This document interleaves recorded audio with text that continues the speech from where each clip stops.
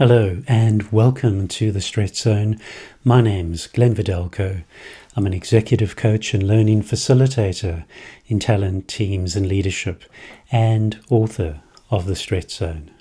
In this post, we'll explore confidence and humility, something that's made such a difference for just about everyone, helping us to connect with ourselves and with our confidence differently. So, what's our typical experience? Given our stereotypes and misconceptions, we've become conditioned to place seemingly confident people on a pedestal, where we expect ourselves to have all the answers, to impress everyone, to be invulnerable, to get everything right, all while coming across as the coolest cat in the neighborhood.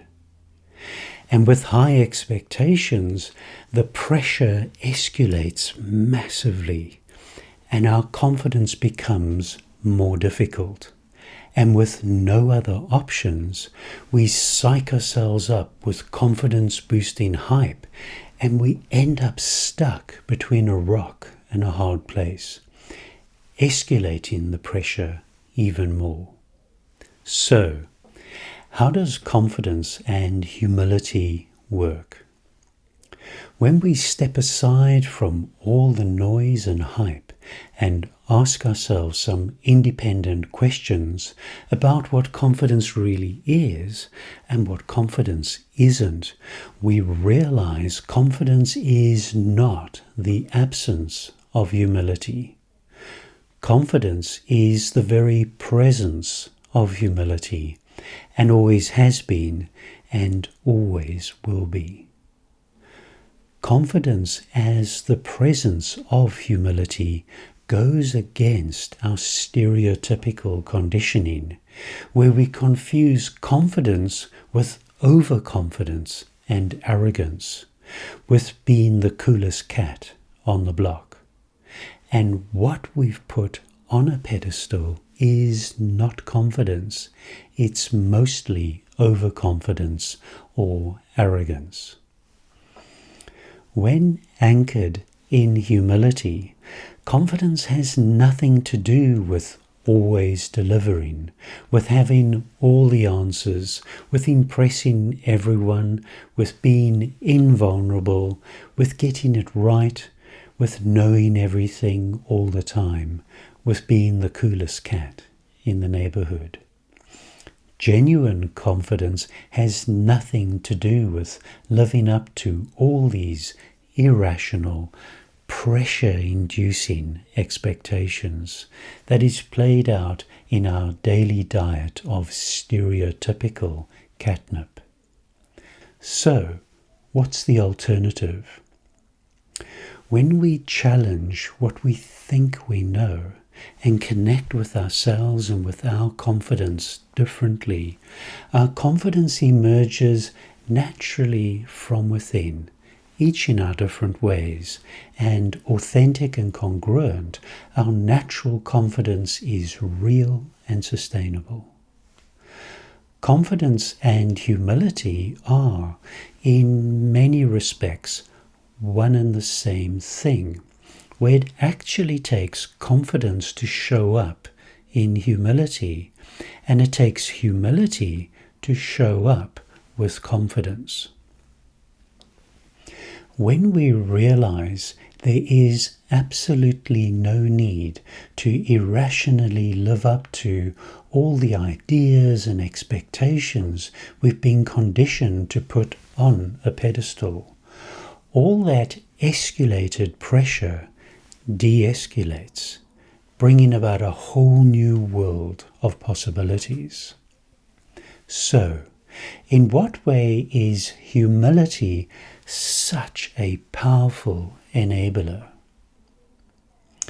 Expectations inevitably bring pressure, and while our stretch zones will always bring pressure, it makes no sense to add to the pressure, with unnecessary expectations that only makes our confidence and potential more difficult. And with humility, unnecessary pressure blows away in the wind.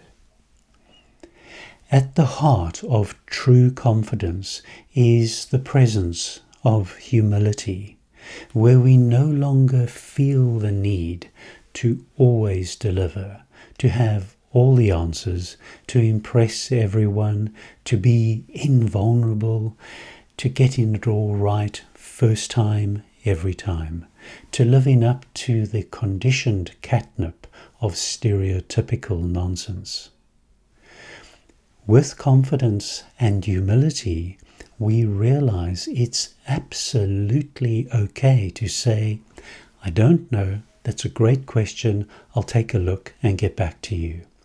When we put humility center stage, rather than look bad, we actually come across as credible and trustworthy, as relatable and worth having around. So, what's the problem behind the problem?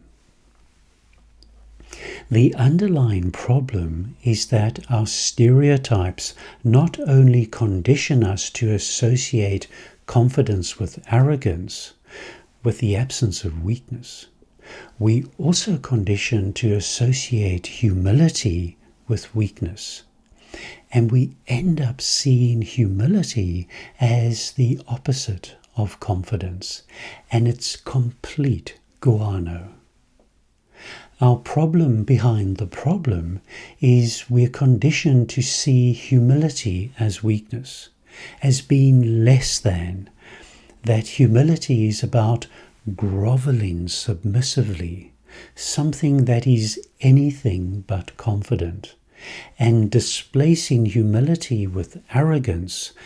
The pressure escalates and our confidence and potential become very difficult. So, how can we reframe confidence and humility?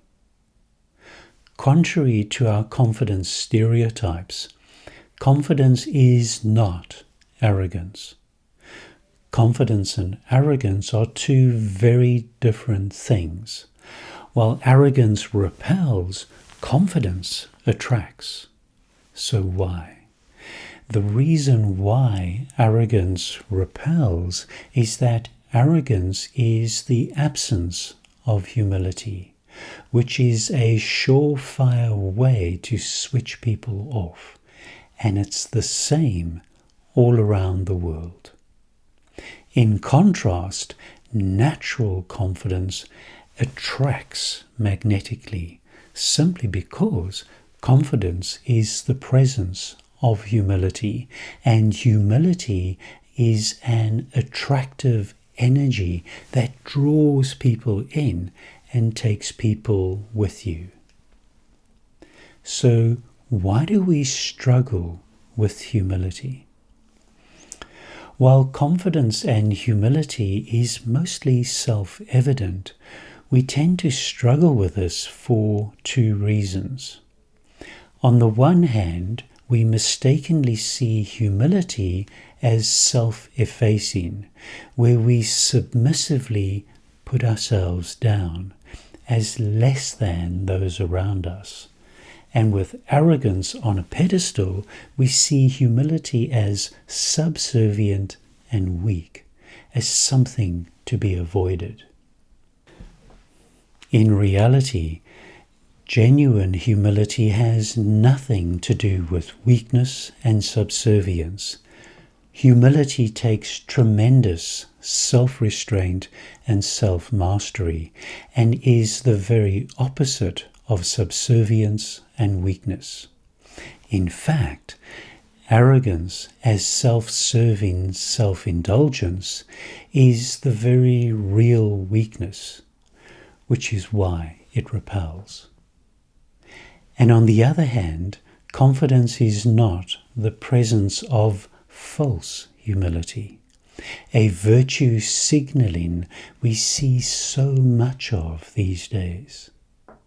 False humility is no more than a pretense, a distorted form of ego humility.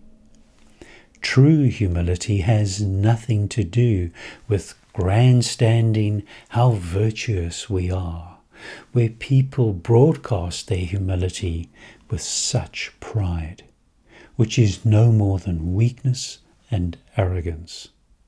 Instead, it's the very opposite.